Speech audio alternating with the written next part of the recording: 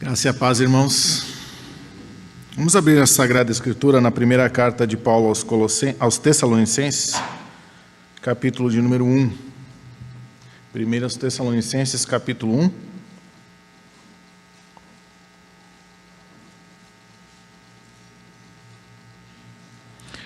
E nós faremos a leitura dos versos de número 2 a 10. Assim nos diz a santa palavra de Deus. Sempre damos graças a Deus por todos vocês, fazendo menção de vocês em nossas orações e sem cessar, lembrando-nos diante do nosso Deus e Pai da operosidade da fé que vocês têm, da dedicação do amor de vocês e da firmeza da esperança que têm em nosso Senhor Jesus Cristo. Sabemos, irmãos amados por Deus, que Ele os escolheu, porque o nosso Evangelho não chegou a vocês somente em palavra, mas também em poder, no Espírito Santo e em plena convicção. E vocês sabem muito bem qual foi o nosso modo de agir entre vocês, para o próprio bem de vocês. E vocês se tornaram nossos imitadores e do Senhor, recebendo a palavra com alegria que vem do Espírito Santo, apesar dos muitos sofrimentos. Assim, vocês se tornaram modelo para todos os crentes na Macedônia e na Acaia. Porque a partir de vocês, a palavra do Senhor repercutiu, não só na Macedônia e na Acaia, mas a fé que vocês têm em Deus repercutiu em todos os lugares, a ponto de não termos necessidade de dizer mais nada a respeito disso. Porque, no que se refere a nós, as pessoas desses lugares falam sobre como foi a nossa chegada no meio de vocês, e como, deixando os ídolos, vocês se converteram a Deus para servir o Deus vivo e verdadeiro e para aguardar dos céus o seu Filho, a quem Ele ressuscitou dentre os mortos, a saber, Jesus, que nos livra da ira vindoura. Até aqui a palavra de Deus. Vamos ter mais um momento de oração? Senhor Deus, que santo privilégio, Senhor, nós temos de nesta manhã estarmos diante da Tua palavra, Senhor. Diante de Ti, Senhor. Já deixamos diante de Ti nossas orações, a nossa adoração através do cântico, Senhor. E agora, Senhor, colocamos diante de Ti nossa mente e o nosso coração, para que a Tua palavra, Senhor amado, tome conta deles, Pai. Aplica a Tua palavra ao nosso coração e mente, Senhor. Teu Espírito Santo, Pai, tenha a liberdade de agir em nossa mente e coração, a fim de que sejamos transformados pela Tua palavra, e que a Tua palavra, ó Pai, redunde em vida prática, Pai, em vida de cada um dos que aqui estão, Senhor. Essa é a nossa oração, Deus, em nome de Cristo Jesus. Amém. Meus irmãos, a igreja de Tessalônica, ela tem a narrativa da sua fundação no capítulo de número 17 de Atos dos Apóstolos. Lá nós temos a narrativa de como essa igreja foi fundada. Paulo, fugindo de Filipos, ele chega com Silas até a cidade de Tessalônica, e lá por 3 sábados ele prega o evangelho numa sinagoga, na sinagoga da cidade. Por conta de uma confusão, por causa da pregação do Evangelho, Paulo é obrigado a sair de Tessalônica. E tanto ele quanto Silas acabam saindo de Tessalônica. O que nós temos aqui nessa narrativa é Paulo, nessa carta, é Paulo escrevendo a essa igreja, na qual ele trabalhou por 3 semanas, baseado num relato de Timóteo, que foi quem ele enviou alguns meses depois a Tessalônica para atestar como estava o andamento da igreja, já que ele não pôde estar presente por mais tempo entre aqueles irmãos. E o relato que Timóteo traz a Paulo é maravilhoso, a ponto de Paulo dizer no versículo 2, sempre damos graças a Deus por todos vocês. O relato que ele recebe é um relato de que uma igreja que está andando e andando bem, uma igreja que se torna modelo, como nós vimos na própria leitura. Na última quinta-feira, dia de ação de graças, nas minhas orações eu orava ao Senhor agradecendo por tudo aquilo que Ele tem feito na minha vida, por ter me trazido a São Paulo da forma como me trouxe para estudar aqui no seminário, e principalmente por ter me colocado nesta igreja para servi-lo. E na minha oração, meu coração se encheu de gratidão a Deus, porque eu tenho certeza, meus irmãos, que ao findar da minha jornada aqui e quando eu voltar para o estado do Rio Grande do Sul para trabalhar lá na obra missionária, eu levarei a boa fama desta igreja comigo. Aliás, eu já a levo. Por onde eu vou, eu falo desta igreja. Assim como o coração de Paulo estava cheio de alegria pela igreja de Tessalônica, o meu coração se encheu de alegria pela igreja Betel, naquela manhã de quinta-feira, quando eu orava ao Senhor. Mas é claro que, humildemente, nós precisamos nos comparar, com a igreja de Tessalônica, e nós chegaremos à conclusão de que há muita coisa a ser trabalhada ainda na vida da igreja Betel e na vida de cada um de nós. E há algumas coisas que nós podemos aprender do texto que nós lemos, apesar do texto ser uma ação de graças do apóstolo, contém muita coisa, muita teologia aqui, muita coisa boa para as nossas vidas. Paulo começa agradecendo, dizendo: sempre damos graças a Deus por todos vocês, fazendo menção de vocês em nossas orações e sem cessar, lembrando-nos diante do nosso Deus e Pai. Paulo está orando a Deus, agradecendo pela igreja e lembrando daqueles irmãos, daquelas, vamos dizer, virtudes da igreja que foram apresentadas por Timóteo no seu relato de quando esteve com aqueles irmãos. Paulo não está sendo apenas formal aqui. Esta ação de graça de Paulo pela igreja de Tessalônica, ela é única nas suas cartas. Desta forma, é o que nós temos aqui. O coração de Paulo está cheio de gratidão a Deus pelo trabalho. Talvez ele tenha pensado: foram apenas 3 semanas. Tivemos que sair de lá muito cedo. Talvez ele não tenha nem conseguido constituir uma liderança naquela igreja para ficar naquele tempo. Mas aquele período, aquelas 3 semanas que Paulo esteve entre eles, foram extremamente prolíficas na fé daqueles irmãos.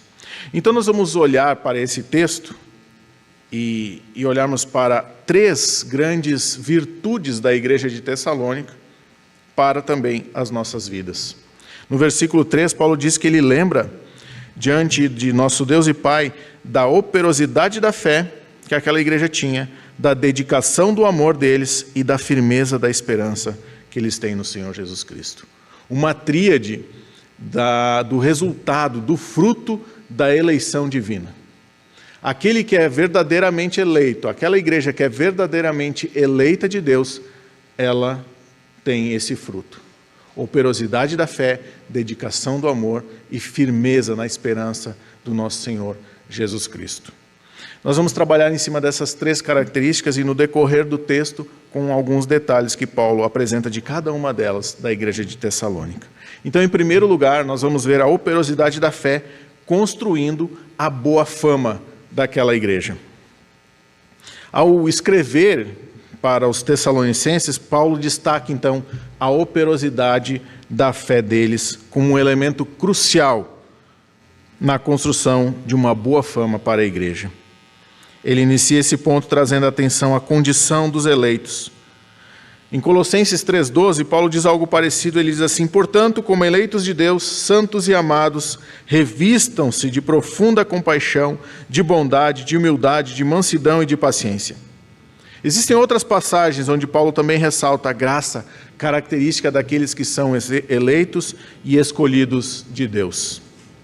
Paulo destaca aqui que o evangelho apresentado a eles não foi apenas uma mensagem eloquente. Dê uma olhada no versículo 5, ele diz: porque o nosso evangelho não chegou a vocês somente em palavra, mas também em poder, no Espírito Santo e em plena convicção. Paulo lembra aqueles irmãos que a fé ativa, operosa, é aquela que não apenas ouve, mas é acompanhada pela ação no poder do Espírito Santo.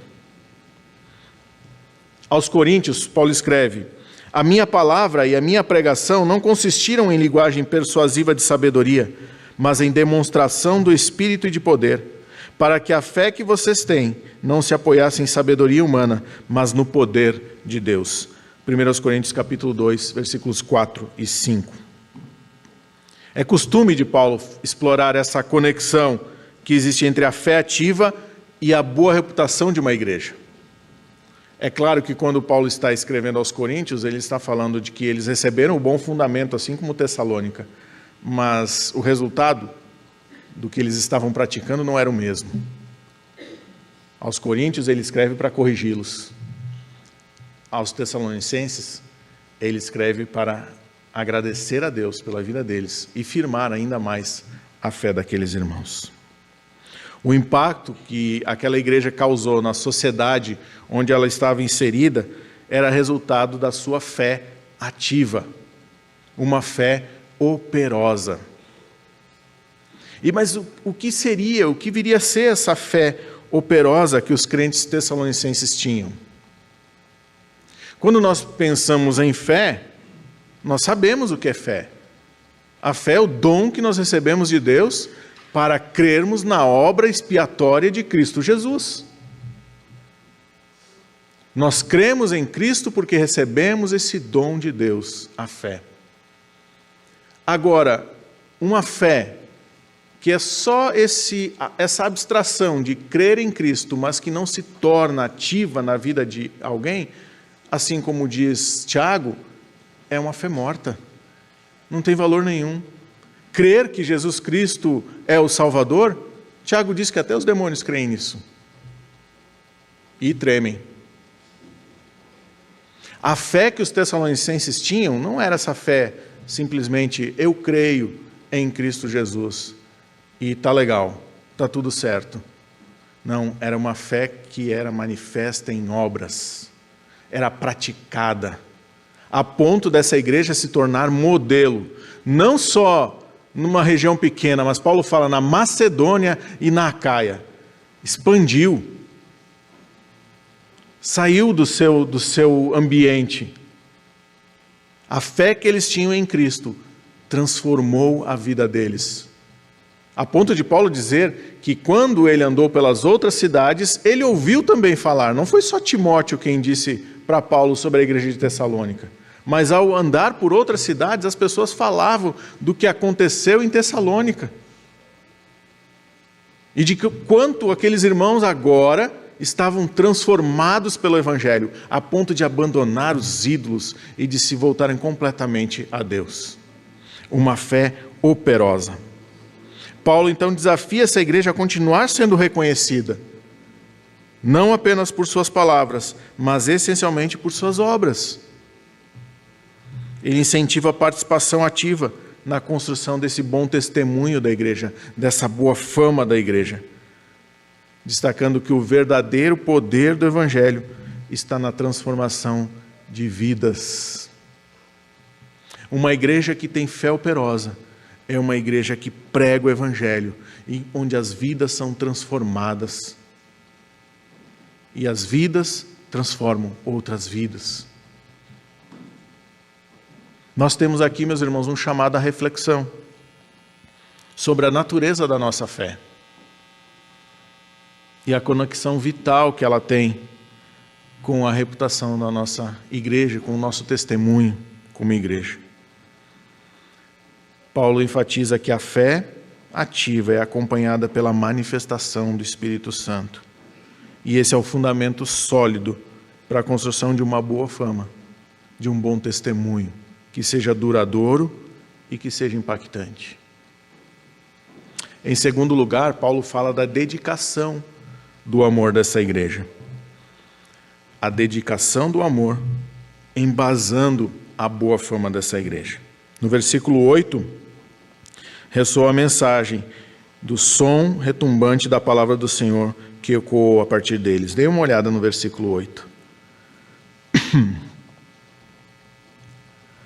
porque a partir de vocês a palavra do Senhor repercutiu, não somente na Macedônia e na Acaia, mas a fé que vocês têm em Deus repercutiu em todos os lugares, a ponto de não termos necessidade de dizer mais nada a respeito disso. O terremoto de Fukushima, no Japão, em 2011, teve magnitude de 9,1 e foi o maior desastre que o Japão e a Ásia já enfrentaram. Inclusive, houve aquele vazamento na usina de Fukushima, usina atômica, onde só Chernobyl foi pior do que aquele acidente. Pois o epicentro desse terremoto, ele foi a 130 quilômetros da costa japonesa. E o hipocentro, ou seja, a profundidade desse terremoto foi a 25 quilômetros de profundidade. 130 quilômetros da costa e 25 quilômetros de profundidade. Mas aquele terremoto impactou praticamente toda a Ásia, a ponto de ir até a costa da América do Sul, a região do Chile, enfrentar também grandes ondas. Esse é o impacto da dedicação, do amor da Igreja de Cristo. Nós recebemos o amor de Deus.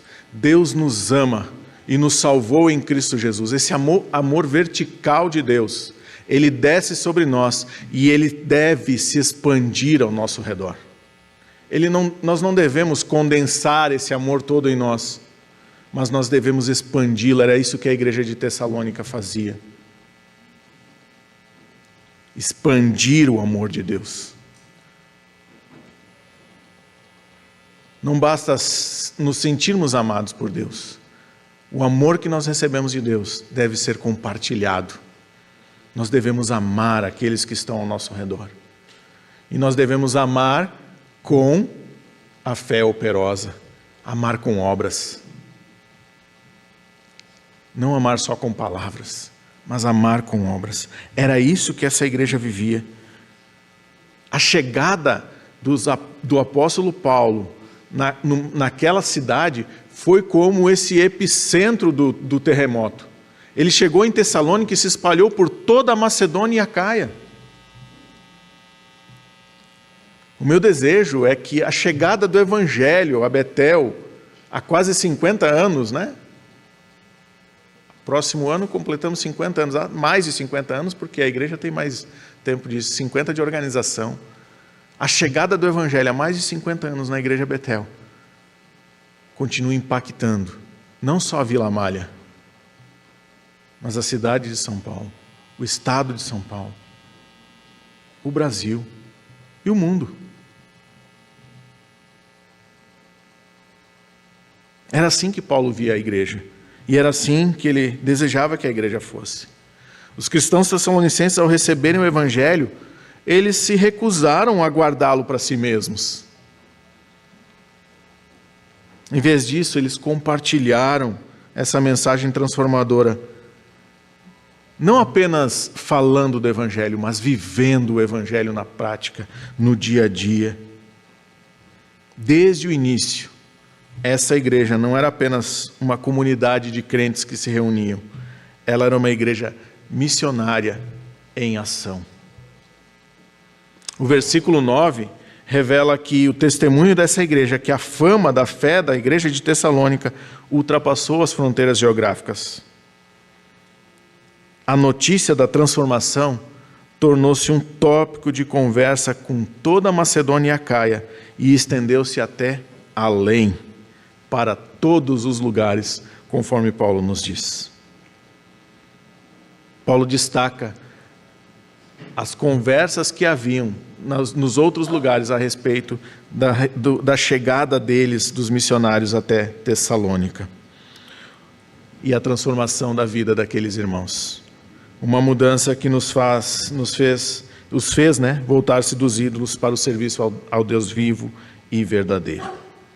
Hoje nós somos desafiados aqui, desafiados a refletir sobre a natureza do nosso testemunho cristão. Estamos dispostos a sermos um eco do Evangelho, Não apenas por meio das nossas palavras, mas também através da nossa vida, de uma vida que reflita esse amor dedicado, esse amor abnegado. A dedicação do amor, na tradução mais antiga, dizia abnegação do amor. Porque é um amor que é dado sem querer nada em troca. É esse amor que nós devemos espalhar, esse amor que nós devemos viver. Será que assim como os Tessalonicenses, nós nos sentimos chamados também a sermos uma igreja cuja fama se baseia nesse amor prático, na generosidade e na transformação que o Evangelho fez nas nossas vidas? Nossa boa fama como igreja deve ser uma busca desse tipo de reconhecimento. Não de reconhecimento porque nós temos um bonito prédio, é um lindo prédio. Toda vez que eu chego na subida lá, que eu olho aqui para baixo, é bonito esse prédio. É lindo. Mas não é o prédio que deve ser a fama da Igreja Betel, mas a dedicação do seu amor, a operosidade da sua fé, a vida de cada membro desta igreja no Evangelho. E mais uma vez eu volto àquele momento de gratidão meu, na minha oração matutina de quinta-feira. E eu lembro de pensar o seguinte: eu estou apenas 2 anos nessa igreja, mas eu me sinto como se tivesse nascido na fé aqui.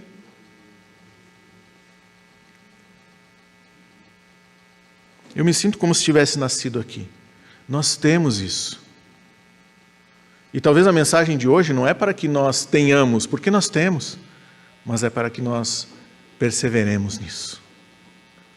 Para que nós perseveremos nesse amor dedicado, abnegado, nessa fé operosa, para que perseveremos e aumentemos.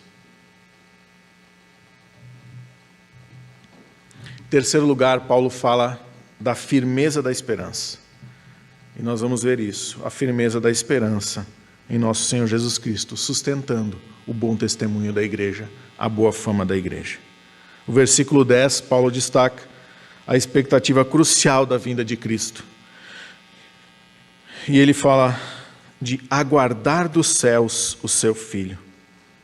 Essa expectativa de aguardar dos céus o Filho de Deus, ela é constante nas cartas de Paulo. Principalmente na carta aqui aos Tessalonicenses, na sua primeira carta também. No capítulo 2, versículo 19, ele fala disso. No capítulo 3, versículo 13, ele fala disso. No capítulo 4, versículo 13 a 18, ele fala dessa esperança. E no capítulo 5, dos versos 1 a 11, ele trata dessa mesma esperança. A esperança cristã é central para a boa fama da igreja. E o que Paulo destaca aqui é que a vinda de Cristo não é apenas um evento futuro, mas é algo ativamente esperado pela igreja. É algo que é ansiado, que nós ansiemos por isso. Esse é o sentimento de Paulo em relação a isso, e é isso que ele diz que aquela igreja, a igreja de Tessalônica, tinha. A pergunta que eu faço é: você anseia pela volta de Cristo? Ou talvez as orações sejam assim: misericórdia, Senhor, eu preciso de mais tempo, tanta coisa para fazer nessa terra ainda. Aquela igreja ansiava pela volta de Cristo, pela vinda do Filho de Deus dos céus. Nossos corações devem ansiar por isso, com alegria indizível. Meu irmão, eu tenho tantos planos para a minha vida ainda. Eu tenho tantos planos. Mas o que eu queria era que Cristo voltasse agora. Que não desse tempo nem de terminar essa mensagem. O meu desejo era agora me encontrar com o meu Senhor nos ares. E deixar para trás tudo isso aqui. E viver a vida eterna com o meu Salvador, na sua presença gloriosa. Que alegria maior seria essa? Teria alguma alegria o mundo para nos dar maior que essa? onde nós colocaríamos a nossa esperança deve estar firmada nessa vinda de Cristo, na vinda gloriosa de Cristo, e não em qualquer outra coisa. E talvez aqui seja o grande problema dos cristãos do século 21. Parece que a vinda de Cristo tornou-se um horizonte utópico. Bom, a gente sabe que Cristo vai voltar um dia. E nós vivemos como se esse dia nunca chegasse. Colocamos nossa esperança em muitas outras coisas. Algumas coisas lícitas até. Como família, como profissão. Colocamos nossa esperança nessas coisas. O problema é que quando colocamos a nossa esperança nessas coisas, nós estamos fadados ao fracasso. Porque o coração humano só é satisfeito em Cristo Jesus. E quando nossa esperança está em coisas deste mundo, aqui, desta terra, quando nós as alcançamos, nós percebemos que não chegamos àquilo que precisávamos ainda. E nós vamos colocar nossa esperança em alguma outra coisa, em algum outro objetivo, em algum outro plano, em alguma outra situação. Só Cristo é que pode satisfazer os nossos corações, os nossos anseios. Por isso, nossa esperança deve estar firmada na volta gloriosa de Cristo Jesus. Não apenas com um evento que nós sabemos que vai acontecer, mas que está longe de acontecer ainda. Mas com a expectativa de que esse dia vem hoje, de que ele vem amanhã, de que ele está próximo. E é verdade que a cada dia que nós acordamos, ele está mais próximo. Esse dia pode chegar com a volta gloriosa de Cristo dos céus, mas pode chegar também com o momento em que Ele vai nos levar até Ele, o momento da nossa morte. Nós não sabemos o que será o dia de amanhã.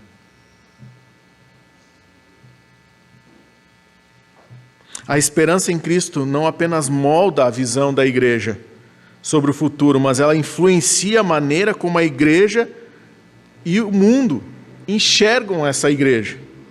É uma esperança que transcende as dificuldades presentes e que oferece um fundamento sólido para a reputação cristã, para a boa fama cristã. A esperança na volta de Cristo, ela molda também a forma como nós vivemos o nosso presente.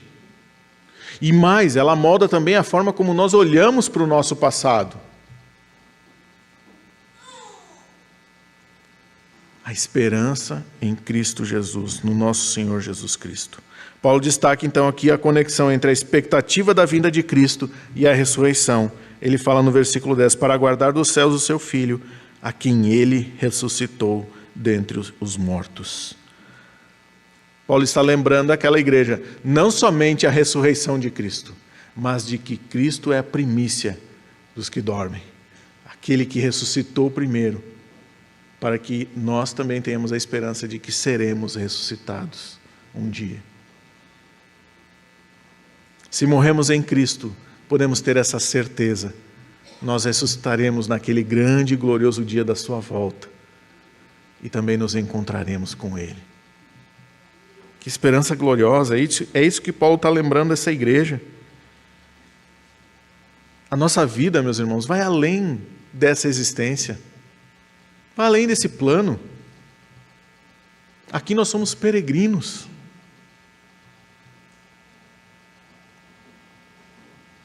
A nossa terra não é essa aqui.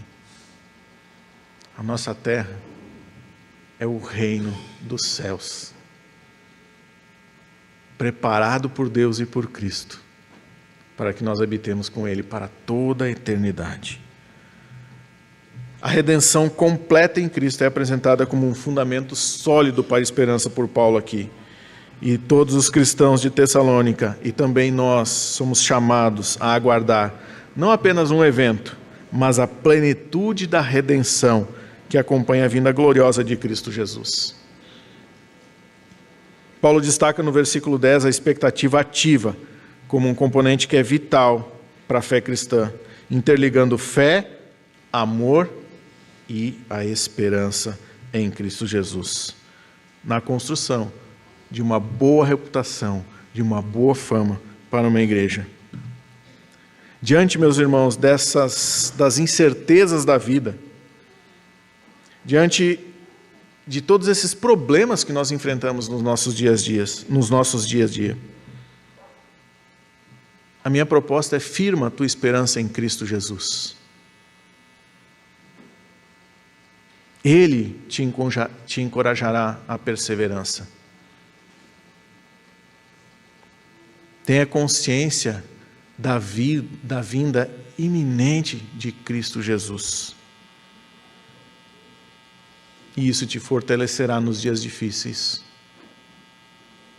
Quando os momentos difíceis chegarem, lembre-se disso. Lembre-se dessa esperança gloriosa. Ancora a tua esperança nessa promessa divina. Deus nunca falhou nas suas promessas. Nunca. Nós temos neste livro aqui o relato de todas as suas promessas e do cumprimento de todas elas. Você acha que ele vai falhar na promessa da volta do seu filho? Não vai. Cristo virá. Ancora a tua esperança nessa promessa. Viva em conformidade com essa esperança, preparado para encontrar-se com Cristo a qualquer momento. Que a esperança não seja apenas uma crença, mas uma realidade que molde a tua vida, que molde a tua fé, que molde o teu amor, a forma como você vive. Concluindo, meus queridos, a nossa reflexão sobre essas virtudes da igreja de Tessalônica, a operosidade da fé, a dedicação do amor e a firmeza da esperança, nos conduz a um entendimento mais profundo do que é a experiência de um verdadeiro cristão, de uma verdadeira igreja. Paulo, ao escrever a esses irmãos, ele expressa esses incessantes agradecimentos e orações a Deus. E eles foram compelidos a deixar Tessalônica antes que esses novos convertidos estivessem totalmente fundamentados nos princípios da fé e da vida cristã. Ao considerarmos a situação desses primeiros cristãos da igreja de Tessalônica, nós podemos compreender, então, a relevância prática dessas virtudes. Eles sabiam, e nós sabemos, que eles enfrentariam perseguições e desafios após a partida dos missionários. Eles sabiam disso. Mas a firmeza da esperança deles no Senhor Jesus Cristo os fortaleceu e os fez perseverar. Os fez perseverar a ponto de tornarem-se uma igreja modelo.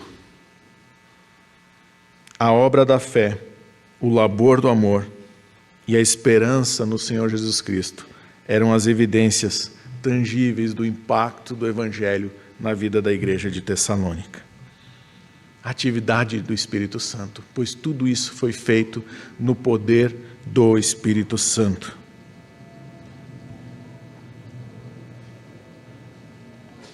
Assim como os irmãos tessalonicenses, nós também somos desafiados a praticar essas virtudes. Relembrando, operosidade da fé, dedicação do amor e firmeza na esperança do Senhor Jesus Cristo. Que esse seja o meio pelo qual nós busquemos ter um bom testemunho como igreja. E nós oramos para que isso aconteça. E para que na nossa busca contínua por essa reputação, por essa boa fama, nós possamos ser instrumentos da graça de Deus na divulgação do Evangelho e no testemunho do amor redentor de Cristo Jesus. Que a nossa jornada como igreja aqui, assim como a igreja de Tessalônica, seja marcada por essa busca constante pela transformação, para que nós possamos ser cada vez mais parecidos com Cristo, refletirmos a glória de Deus em tudo o que fazemos e que Ele continue nos guiando, meus queridos, nesta caminhada, para sermos instrumentos da sua graça, da sua glória. Deus nos abençoe. Amém.